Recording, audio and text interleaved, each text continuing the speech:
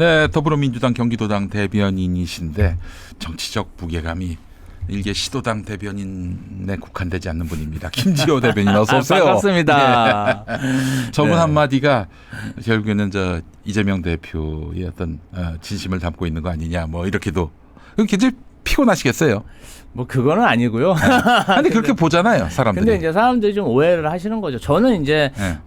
당대표실을 작년 네. 2월경에 퇴사를 했거든요. 이제 1년 됐는데 그 이후로는 좀 정치적으로는 독립을 해서 예. 제 정치를 하고 있는 거죠. 뭐 독립했다고 해서 뭐 이 대표님하고 뭐 사이가 틀어졌거나 그런 건 전혀 아닙니다. 아니고. 예. 분가한 거죠. 네, 이제 분가. 예. 커서 이제 네. 나이가 들고 성장해서 음. 이제 선출직으로 본인 정치를 하기 위해서 분가한 거죠. 예. 분가. 여러분 저기 뭐 이 대표님의 복심이다 이렇게 생각하기 어려운 이유가 공천에서 그 경선도 못하고 아웃됐어요. 네, 저희는 이렇게 예. 정말 예. 뭐라 그럴까요? 공정하게 예. 뭐 저는 공정하지는 않다고 보지만 특혜는 없다. 아니 이거 네. 제가 농담처럼 한 얘기인데 아니 이재명 대표가 진짜 공천권을 좌지우지했다면 당연히 공천 줬죠. 그런데 그게 그렇지 않았기 때문에 그 아마 지난 공천이 그런 어떤 이 대표님의 그 어떤 외부 압력 혹은 뭐 이런 지령과는 무관한 총선이었다. 이걸 입증하는 하나의 사례가 될 거예요. 저희 이제 뭐 이재명 대표님이나 그 주변에 있는 분들이 뭐 친하다고 해서 네. 공천을 주고 뭐 그럴 처지가 못 돼요. 그럼요. 근데 과거에 보면은 아주 유력한 정치인의 그런 측근들은 네. 그냥 경선도 안 하고 그냥 뭐 공천 받고 네. 전략 공천 받고 제가 알기로는요 네. 국회의원이나 선출직 생활하면서 한 번도 경선을 안 해본 사람이 태반일 겁니다. 그렇죠. 또 예. 경선 한 번 그냥 초기 한 번 했다고 해도 네. 굉장히 그 당시에 뭐 어떤 청와대 출신임을 강조해가지고 그렇죠. 한 번 하고 나서 예. 대부분 단수 공천으로 어떻게 보면은 어떤 굴곡 없이 네. 어떤 당원의 평가나 어떤 경쟁 없이 네. 계속 엘리트 정치인의 길을 가고 있다. 그러니까 이게 예, 그렇게 봐야죠. 이재명 아닌 다른 정치인들의 그 측근들은 다 그런 대접을 받았습니다. 누구 하나 문제 제기 안 했는데 이재명 대표 주변에 있는 사람들은 다 이렇게 조금이라도 뭐 덕본다 싶으면은 그냥 비난을 받고 그냥 견제를 당하고 그랬단 말이에요. 저는 근데 개인적으로 예. 성남이 제 고향이고 그렇죠. 제가 거기 성남초등학교라고요. 거기에 네. 제가 입학을 해서 6학년까지 다녔습니다. 그리고 대학 이후에 예. 계속 분당해서 대학 이후에 거주했으니까 벌써 몇 년입니까? 시민운동을 했어요. 예, 거기서. 예, 예. 그 와중에 이재명 성남시장하고 만난 거고요. 예. 그렇기 때문에 고향에 내려가서 출마를 했는데 뭐 낙하산도 아니야. 그러면은. 경선 기회조차 없었다는 것은 굉장히 아쉽죠. 아쉽지만 네. 또 전체적인 총선 승리 그리고 민주당 원팀을 위해서 저는 뭐 거기 전략공천 받으신 분 선거운동도 열심히 했고요. 나름 말이에요. 전국 다니면서 그 출마하신 험지도 가고 대구도 제가 내려가서 아이고. 굉장히 선거운동 열심히 했고 또 후원도 많이 했고 저 나름대로는 총선 승리를 위해서 열심히 뛰었습니다. 당원으로서 도리를 다 그럼요. 하셨어요. 그래서 예. 제가 이제 공천 승복 인사를 한 4일간 했어요. 그랬더니 경선 승복은 봤어도 공천 승복은 처음 봤다. 그러시더라고요. 저기 이게 너무 참 슬픈 일인데 그럼에도 불구하고 무슨 비명 행사 이런 얘기가 나와요. 친명 행사입니다, 여러분. 네. 친명 행사예요. 여러분 오해하지 마시고 비명 행사 이딴 소리 하는 놈들 혼내주시기 친명 바랍니다. 행사라 제가 최근에 이재명 대표님 주변에 안 얼쩡거립니다. 또 그래요? 옆에 있으면 행사할 수 있기 때문에. 예. 어쨌든 여러분 오늘 이제 김지호 대변인께서 말씀하시는 내용은 이재명 대표와 무관하다. 네, 좀 무관합니다. 말씀을 드리면 제 생각입니다. 속 시원하게 얘기해 주시기 바라겠습니다. 네. 어제 엘리트 문벌 귀족 정치 타파 네. 이렇게 말씀하셨어요. 그 엘리트 문벌 귀족이 누굽니까? 이제 뭐 우리 당에 계신 분들을 특정해서 얘기하기는 어렵고 제가 생각하는 문벌 귀족 정치인이라고 하는 것은 과거에 네. 어떤 훌륭한 정치 지도자를 모시고 측근으로 있으면서 네. 민주당의 정치 지도자로 활동을 했지만 네. 시간이 지나면서 뭔가 좀 그들만의 리그에 갇혀서 예. 당원들과 예. 멀어지고 예. 그리고 어떤 민주당의 공천, 민주당의 정치 지도자로서의 활동이 너무나 당연시되는 분들. 그렇지. 그러다 보니까 이분들이 당원들이 이분들에 대해서 조금 비판을 하고 반대되는 생각을 가지고 지지를 안 하면 이제는 거꾸로 돼서 왜 당신들이 나를 지지하지 않느냐. 아니. 당연히 나를 지지하고 나를 위해서 후원금도 내고 네. 나를 위해서 정말 자원봉사도 하고 이래야 되는데 왜 나를 지지하지 않지? 이러면서 뭐 1,000원짜리 당원이다. 강성 당원이다. 네, 강성 팬덤. 예, 이제는 이게 어떻게 됐냐면요. 네. 서부지방법원을 침탈해가지고 약탈하는 세력들과 네. 민주당 당원들 지지층을 같은 선상에 놔요. 글쎄 말이야. 극복해야 될 네. 적폐라고 그런 얘기를 서슴없이 얘기하고 있어요. 그래서 제가 이걸 보고 너무 황당한 거죠. 물론 정치 팬덤, 정치 지지자들 중에 폭력을 구사하고 그럼요. 뭔가 좀 정제되지 않은 말로 마치 스토커처럼 정치인을 괴롭히는 사람도 있어요. 네. 아주 소수입니다. 네. 저도 있습니다. 저도 막 저를 괴롭히는 사람이 있어요. 그래요? 예, 오. 그러면 뭐 저에 대해서 냉정히 평가하고 아픈 말을 하시는 분들이 분명히 있어요. 근데 정치인이라는 직업이 욕먹으라고 있는 직업 아닙니까? 그렇죠. 누구든지 정치인한테 내 얘기를 나를 대리해달라고 얘기할 수 있는 거예요. 그럼요. 그러면 칭찬만 있는 게 아니라 네. 사실은 정말 비판도 있고 비난도 있습니다. 그러면 그 사람들을 다 배타시하고 나쁜 사람이고 배척해야 됩니까? 네. 아니 폭력적인 그런 행위자들 정말 정도를 넘는 사람들은요. 네. 그냥 어떻게 하겠습니까? 법에 호소해야 돼요. 내가 일단 살아야 되지 않습니까? 가족들하고 정치인이도 그렇죠. 인간이니까 그런 사람들하고 제가 봤을 땐 그런 사람들은요. 네. 1,000명 중에 두세 사람입니다. 네. 그럼 1,000명 중에 두세 사람을 두고 네. 나머지 1,000명 민주당 지지자들을 강성 팬덤이라고 그렇게 낙인 찍어가지고 공격한다는 것 자체가 예. 저는 첫 번째로 잘못됐다. 두 번째로는 지난 3년간 민주당 네. 이재명 대표 저를 비롯한 많은 그 언론인들 누가 지켜줬습니까? 민주당원 민주당 지지자 아니었으면 저 내란수계가 진짜 이 계엄 저는 성공할 가능성도 높다고 생각해요. 그날 국회에 와주고 정말 뭐 전국 방방곡곡 민주당이 집회를 열면 그냥 주말이건 뭐 연차 내갖고 평일이건 더우나 추우나 그 추운데도 벌벌 떨고 그냥 더운데도 일사병에 걸렸는데도 그 현장으로 와준 당원 때문에 우리가 지금 멀쩡하게 사회생활 하면서 이 지금 자유를 누리고 있는 거 아닙니까? 근데 강성 팬덤이요? 어불성설 아닌가요? 맞습니다. 저는 그렇게 생각합니다. 아니 이 사람들 말이에요. 지난 총선 당원들한테 심판받은 사람들인데 네. 아니 지금 뭐 외상값 받으러 온 것처럼 왜 우리한테 합당한 대우를 하지 않느냐 이지랄 떨고 있어요 지금. 그게 너무 당연시 되는 거야. 그러니까 웃기는 인간들 아니야. 아니 나는 원래 경선도 하면 안 돼. 네. 나는 너무나 훌륭한 민주 지도자. 네. 과거에도 내가 네. 지도자였고 현재도 지도자고 네. 앞으로도 내가 지도자인데 왜 당원이 나를 평가하냐. 네. 이런 게 기분 나쁠 수가 있어요. 그런데 과거에는 또 당원들이 많이 밀어줘서 아주 너끈하게 국회의원직을 유지할 수 있었단 말이죠. 그렇죠. 근데 이번에 한 번 심판했어. 한 번. 네. 한 번 심판했다고 그냥 1,000원짜리 당원 강성 팬덤 아니 민주정당 공당에서 예. 경쟁력이 없으면 지지자들이 냉정하게 평가해서 이번에는 좀 다른 사람을 쓰고 싶어. 이번에는 내가 좀 젊은 사람을 쓰고 싶어. 그게 잘못된 겁니까? 마치 이거는 기업인이나 상인들이 자, 내 물건을 팔려고 내놨는데 소비자들이 그 물건을 안 사요. 야, 감히 내 물건을 안 사? 안 사? 이런 나쁜 소비자, 강성 팬덤 소비자네. 감히 내 옆집에 있는 물건을 사?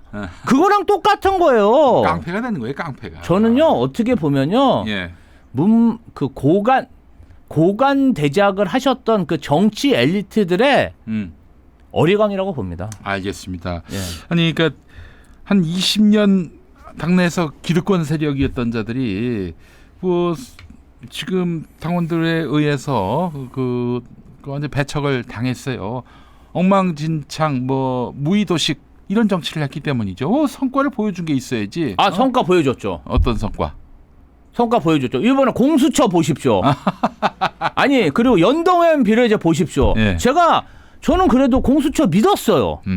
아니 내란숙에 체포를 못하잖아요. 검찰, 경찰 다 하는데 네. 공수처 만든 지 얼마나 됐습니까? 법을 만들더라도 네. 수사기관으로서 제대로 활동을 할 수 있게 그렇게 법을 만들어야지.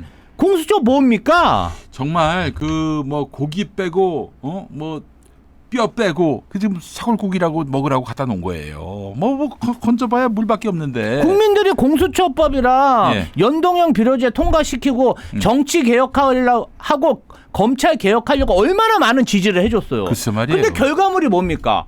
연동형 비례제 제가 보면요. 네. 이거 선거 때마다 망신스러워요. 네. 이게 뭐 저기 위성정당을 만든다 안 만든다 이 제도가 자꾸 불확실하니까요. 그 비례대표자 선출 과정도 미리 얘기를 못하고 좀 불투명한 게 있지 않습니까? 네. 정말 그 이재명이란 정치인이 얼마나 그들에게는 정말 미움의 대상일지 알만한 게 그들은 한 번도 뭔가 실적이라는 걸 보여준 적이 없어요. 그러나 이재명 대표가 여기까지 올라온 것은 뭐든지 그 성과로서 증명한 거 아닙니까? 그 실력을. 근데 그런 정치인이 세상에 없는 줄 알았어요. 그때 봤더니 이재명이라는 모델이 있는 거야. 그 자들이 긴장을 한 거죠. 야, 이렇게 가면 안 되는데 할 수 없다.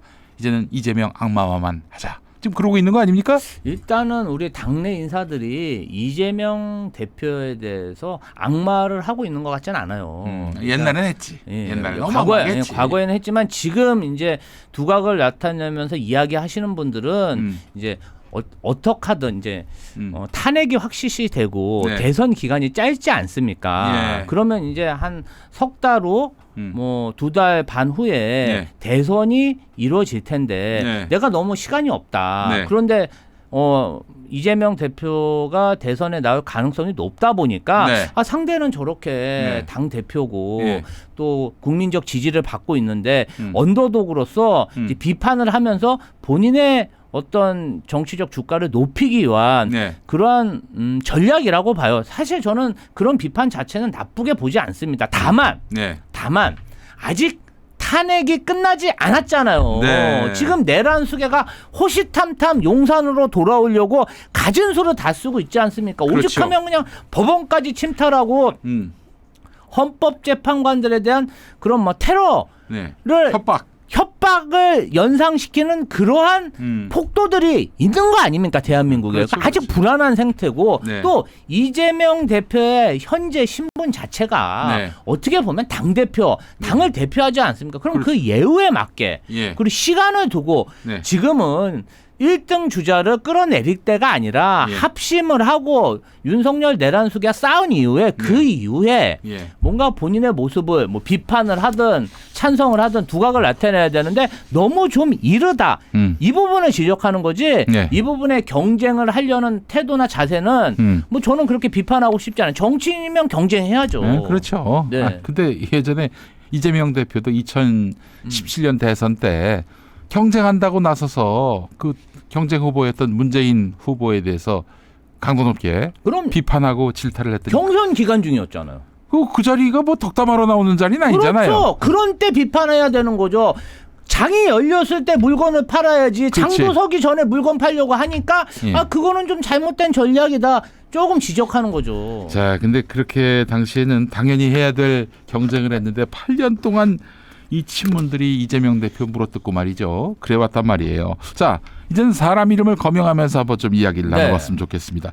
자, 보여준 것은 이 드루킹 같은 근본 없는 자한테 휘둘린 거, 그게 전부였던 김경수 씨가 뭐 개헌하자 이런 얘기를 하는가 하면은 개헌 찬성 세력과도 연대해야 한다. 이렇게 이재명 대표에게 이야기했다라고 말했습니다. 어떻게 생각하십니까? 일단은 우리나라 헌법이 잘못됐다고 얘기하지만 네.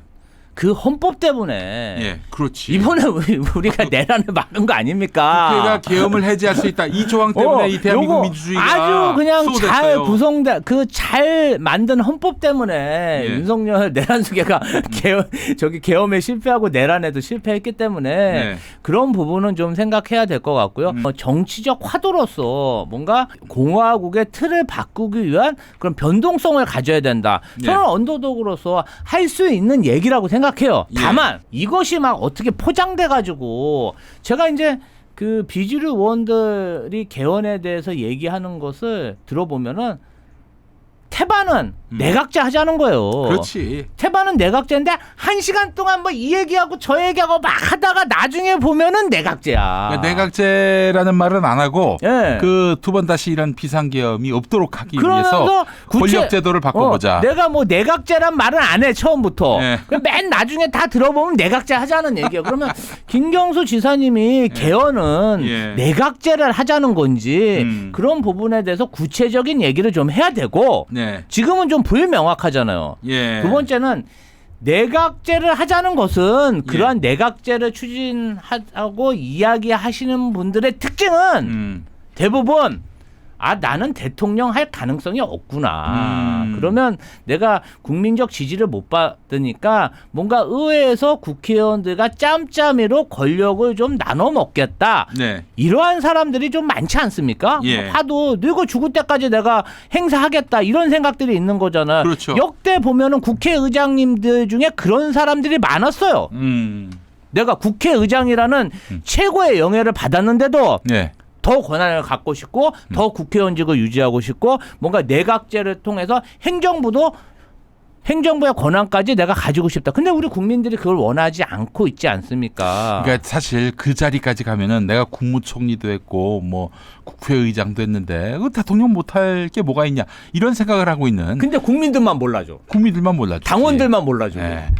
우리 정세균 전 총리님이 생각이 나지만 뭐 제가 굳이 그분의 이름을 거명하지는 않겠습니다. 그래서 김경수 전 지사님의 그런 개헌론도 구체적으로 본인이 어떠한 개헌을 하겠다는 건지 구체적으로 이야기를 좀 해야 평가가 가능해 보여요. 지금 이 국면에서 내각제에 운운하는 사람들은 이재명 대통령을 절대 볼 수 없다 이겁니다. 제가 봤을 때 이거예요. 근데 지금 국민들은 지금 윤석열이 싫다고 내각제를 찾는 게 아니라 이재명을 찾고 있는 거거든요. 단단히 착각들 하고 계세요. 좀 정신 차리시고. 근데 정신 차리라는 말을 이재명 대표에게 한 사람이 있습니다. 이광재.